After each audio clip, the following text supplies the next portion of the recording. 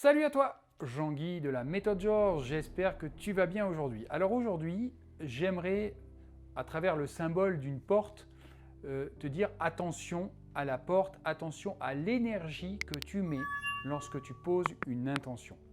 Je m'explique. Alors, on connaît tous, tu sais, ces fameuses portes battantes qu'il peut y avoir dans les restaurants, ces portes qui fonctionnent à deux sens. Tu la pousses dans un sens, elle s'ouvre en face de toi, et quand quelqu'un vient dans l'autre sens, mais il la pousse à son tour dans son sens, et la porte s'ouvre dans ce cas-là vers toi. Ou ces portes de saloon dans les films qu'on voyait, qui s'ouvrent, qui sont battantes en fait, qui fonctionnent dans les deux sens. Eh bien, le problème de ces portes, c'est que si un jour tu as l'occasion d'en avoir une en face de toi, si tu la pousses fort, elle te revient encore plus fort dans le visage ou vers toi. Tu vas créer ce qu'on appelle un potentiel énergétique en excès. Donc, lorsque tu poses une intention, c'est exactement le même principe. C'est-à-dire que tu dois poser ton intention tranquillement, tu es certain, certaine du résultat, il n'y a aucun doute possible, mais après tu es complètement décontracté. Tu as posé ton intention, tu as lancé ton intention et tu as lâché ton intention. Et tu attends qu'elle revienne. Alors à travers la méthode Georges, tu peux avoir vu qu'on peut poser des petits cailloux tous les jours pour savoir un petit peu où on en est, mais on ne crée pas de potentiel en excès, on ne crée pas d'énergie en excès, et surtout, donc, on ne crée pas d'énergie qui va nous revenir encore plus violemment.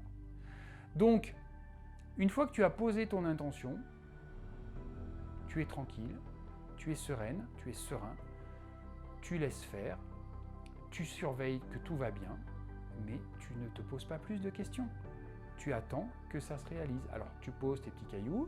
Quand effectivement tu as des choses à faire, quand tu as une intention qui est un petit peu importante, eh bien on a vu à travers la méthode Georges que une intention, sauf exception, elle ne te tombe pas du ciel comme ça spontanément, il va y avoir un cheminement. C'est le principe de la loi de l'attraction. Donc on pose l'intention, une action, une synchronicité va se présenter qui va induire une action de ta part, qui va induire une nouvelle synchronicité, qui va induire une nouvelle action de ta part, pour tout ça t'amener au résultat final. Mais tout ça sans énervement, sans énergie en trop.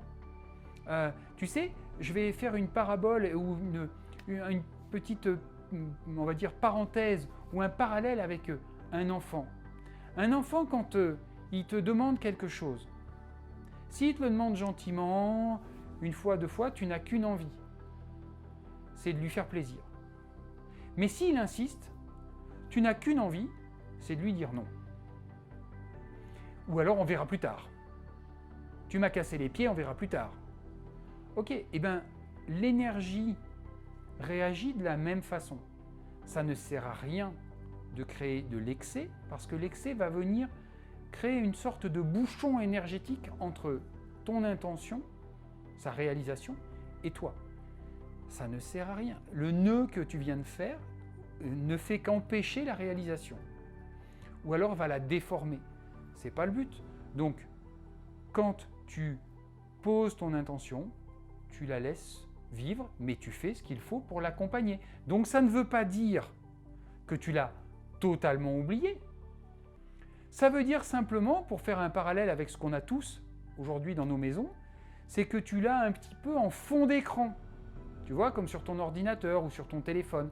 Tu as un fond d'écran. Ça ne veut pas dire que tu es focalisé sur ton fond d'écran toute la journée pour regarder la photo que tu as mise. Non, mais c'est là parce que ça te fait plaisir, parce que c'est quelque chose qui résonne en toi.